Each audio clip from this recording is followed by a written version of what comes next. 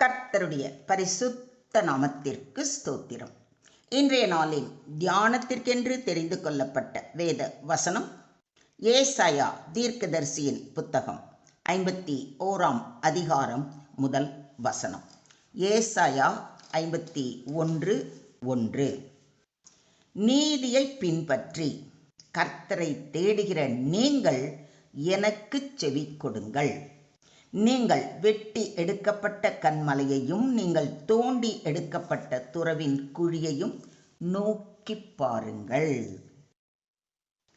Listen to me, you who pursue righteousness, you who seek the Lord. Look to the rock from which you were cut, and to the quarry from which you were hewn. விடுதலையை நாடுவோரே, ஆண்டவரை தேடுவோரே, எனக்கு செவி கொடுங்கள். நீங்கள் எந்த பாறையினின்று செதுக்கப்பட்டீர்களோ, எந்த குழியினின்று தோண்டப்பட்டீர்களோ அதை நோக்குங்கள். ஆமென். இன்றைய தியான வசனம் விசுவாசிகளின் அடையாளம், அவர்களின் ஆரம்பம், தேவனுடைய அழைப்பு மற்றும் அவர் செய்த செயல்களை நினைவூட்டும் மிக ஆழமான வசனமாகும். இந்த அதிகாரத்தில் பாபிலோன் சிறையிருப்பில் மனமுடைந்திருந்த இஸ்ரவேல் மக்களை தேவன் ஆறுதல் படுத்துகிறார். அவர்கள் தற்போதைய நிலையை பார்த்து கலங்கியிருந்தாலும் தேவன் அவர்கள் எங்கிருந்து வந்தார்கள் என்பதை நினைவு கூறச் சொல்கிறார். இதிலிருந்து நமக்கு என்ன சொல்கிறார் என்பதை குறித்து சற்று ஆழமாக தியானிப்போம். நீதியை பின்பற்றி. இங்கே நீதி என்பது தேவனுடைய சித்தத்தின்படி வாழ்வதை குறிக்கிறது. அதாவது பரிசுத்த வாழ்க்கையை விரும்புகிறவர்கள், தேவனுக்கு பிரியமானதை செய்ய விரும்புகிறவர்கள், சத்தியத்தை நேசிப்பவர்கள், இவர்களிடமே தேவன் பேசுகிறார். தேவனுடைய நீதியை தேடுகிறவர்களே தேவனுடைய குரலை தெளிவாக கேட்பவர்கள். அடுத்ததாக கர்த்தரை தேடுகிற நீங்கள் என்று சொல்லியிருப்பதை கவனியுங்கள். தேவனை தேடுவது என்பது ஜபத்தில் தேடுவது, வேதத்தில் தேடுவது, பரிசுத்த வாழ்க்கையில் தேடுவது, அவருடைய சித்தத்தை நாடுவது. தேவன் கூறுகிறார், என்னை தேடுகிறவர்களே எனக்கு செவி கொடுங்கள், நான் உங்களோடு பேச விரும்புகிறேன் என்று. நீங்கள் வெட்டி எடுக்கப்பட்ட கன்மலையை நோக்கி பாருங்கள் என்று சொல்லியிருப்பதை கவனியுங்கள். இது மிகவும் அழகான உருவகம்.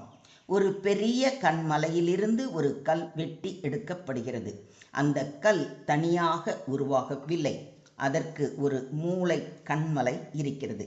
இங்கே அந்த கன்மலை ஆபிரகாம், தேவனுடைய உடன்படிக்கை, தேவனுடைய கிருபை, தேவனுடைய அழைப்பு இவற்றை குறிக்கிறது. அதாவது நீங்கள் உங்கள் வேர்களை மறந்து விடாதீர்கள். துறவின் குழி என்பது கிணற்றிலிருந்து மண்ணை தோண்டி எடுப்பது போல தேவன் நம்மையும் பாவத்திலிருந்து, சாபத்திலிருந்து, உலக வாழ்க்கையிலிருந்து, நம்பிக்கையற்ற நிலையிலிருந்து எடுத்தார். நாம் இன்று இருப்பது நமது திறமையால் அல்ல, அது முழுவதும் தேவனுடைய கிருபை. நாம் நிர்மூலமாகாதிருக்கிறது கர்த்தருடைய கிருபையே. இதை விசுவாசிக்கிறீங்களா? ஏன் தேவன் என்று நமக்கு இதை நினைவூட்டுகிறார்? அப்படி யோசிச்சு பாருங்களேன். மனிதன் ஆசீர்வாதம் பெற்ற பிறகு தனது ஆரம்பத்தை மறந்து விடுகிறான். ஆனால் தேவன் கூறுகிறார், நீ எங்கிருந்து வந்தாய் என்பதை மறந்து விடாதே என்று. அதை நினைத்தால் அகந்தை வராது, நன்றி உணர்வு பெருகும், விசுவாசம் வலுப்படும், தேவனை அதிகமாக நம்புவோம். இல்லைங்களா? உன் தேவனாகிய கர்த்தர் உன்னை நடத்தி வந்த எல்லா வழியையும் நினைப்பாயாக என்று சொல்லி இருப்பதை உபாகமம் 8:2 வாசிக்கிறோம். கடந்த காலத்தில் தேவன் செய்த கிரியைகளை நினைத்தால் எதிர்காலத்திற்கும் நம்பிக்கை கிடைக்கும். இவ்வளவு செய்த தேவன் இனியும் செய்வார் என்ற உறுதி பிறக்கும். பூர்வ நாட்களை நினை, தலைமுறை தலைமுறையாய் சென்ற வருஷங்களை கவனித்து பார் என்றும் சொல்லியிருப்பதை உபாகமம் 32:7 வாசிக்கிறோம். தேவனுடைய செயல்களை மறக்காமல் இருப்பது விசுவாசத்தை உறுதிப்படுத்துகிறது. பயங்கரமான குழியிலும் உளையான சேற்றிலும் இருந்து என்னை தூக்கி எடுத்து என் கால்களை கன்மலையின் மேல் நிறுத்தி என் அடிகளை உறுதிப்படுத்தினார் என்று சங்கீதக்காரன் கூறுவதை சங்கீதம் 40:2 வாசிக்கிறோம். நம்மை பாவ படுகுழியிலிருந்து தூக்கி பரிசுத்தப்படுத்தி நம்மை உயர்த்தியது தேவனுடைய கரமே. இதையும் விசுவாசிக்கிறீங்களா? முன்னே தூரமாயிருந்த நீங்கள் இப்பொழுது கிறிஸ்து இயேசுவுக்குள் கிறிஸ்துவின் இரத்தத்தினாலே சமீபமானீர்கள் என்று பவுலடிகளார் கூறுவதை எபேசியர் 2:13 வாசிக்கிறோம். ஒரு காலத்தில் நாம் தூரத்தில் இருந்தோம், இன்று கிருபையினால் தேவனுடைய பிள்ளைகளாகி விட்டோம். நம்முடைய பழைய வாழ்க்கையை மறக்காமல் புதிய வாழ்க்கைக்காக தேவனை மகிமைப்படுத்த வேண்டும். மொத்தத்தில் இன்றைய தியான வசனம் மூலம் நாம் கற்றுக்கொள்ளும் பாடம், நீ எங்கிருந்து வந்தாய் என்பதை நினைத்துக்கொள். நீதியை தேடுகிறவர்களை தேவன் அழைக்கிறார்.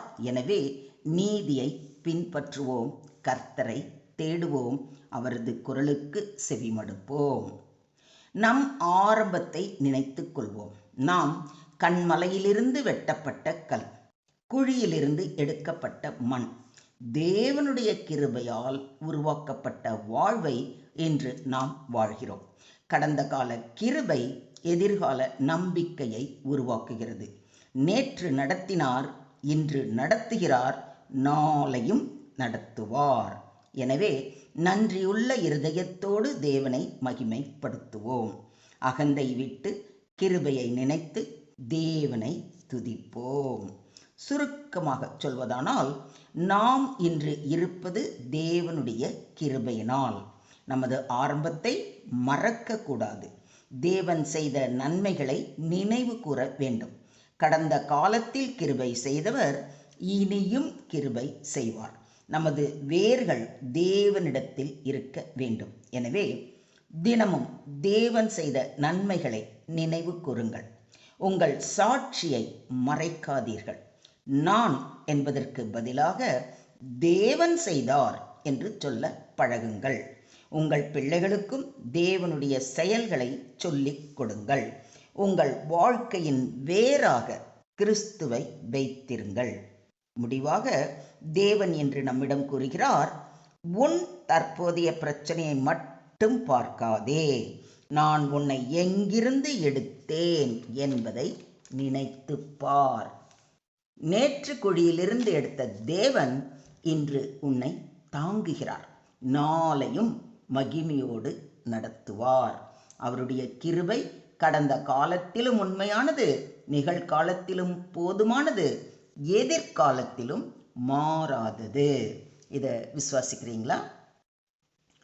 Today's verse reminds God's people to remember their spiritual origin. Those who seek righteousness and pursue the Lord are called to reflect on the rock from which they were cut and the quarry from which they were dug. This symbolizes God's covenant, His grace, and the humble beginnings from which He brought His people. Remembering God's past faithfulness strengthens our faith, keeps us humble, fills us with gratitude, and assures us that the Lord who delivered us from before will continue to guide us in the future. So, never forget where God brought you from. Remembering His grace gives strength for today and hope for tomorrow. Do you believe this? ஸ்தோத்திரம் ஆண்டவரே, ஸ்தோத்திரம் கர்த்தாவே, ஸ்தோத்திரம் ஸ்தோத்திரம் ஸ்தோத்திரம். அன்பின் பரலோக பிதாவே, இந்த அருமையான வசனத்திற்காக நன்றி செலுத்துகிறோம் அப்பா. எங்களை நீதியை பின்பற்றவும் உம்மை முழு இருதயத்தோடு தேடவும் உதவி செய்ய வேண்டுகிறோம். எங்களை எங்கிருந்து எடுத்தீர் என்பதை ஒருபோதும் மறந்து விடாதபடி பணிவான இருதயத்தை தாரும். பாவத்தின் குழியிலிருந்து எங்களை எடுத்து உமது கிருபையினால் பரிசுத்த வாழ்வு தந்தமைக்காக நன்றி செலுத்துகிறோம். கடந்த காலத்தில் எங்களை நடத்தின கரம் இனியும் எங்களை வழி நடத்தும் என்ற உறுதியை எங்களில் வளர்த்தருளும்.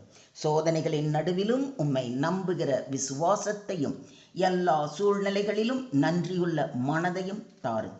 எங்கள் வாழ்க்கை உமது மகிமையை வெளிப்படுத்தும் சாட்சியாக இருக்க அருள் புரிய வேண்டி எங்களை முற்றிலுமாக தாழ்த்தி உம்முடைய கரங்களிலே ஒப்பு கொடுக்கிறோம். நீங்க பொறுப்பெடுத்துக்கோங்க, நீங்க வழி நடத்துங்க. சகல துதி கன மகிமை யாவையும் ஒருவருக்கே செலுத்துகிறோம். மீட்பர் இயேசுவின் மூலம் ஜபம் கேளும் எங்கள் ஜீவனுள்ள தகப்பனே. ஆமென்.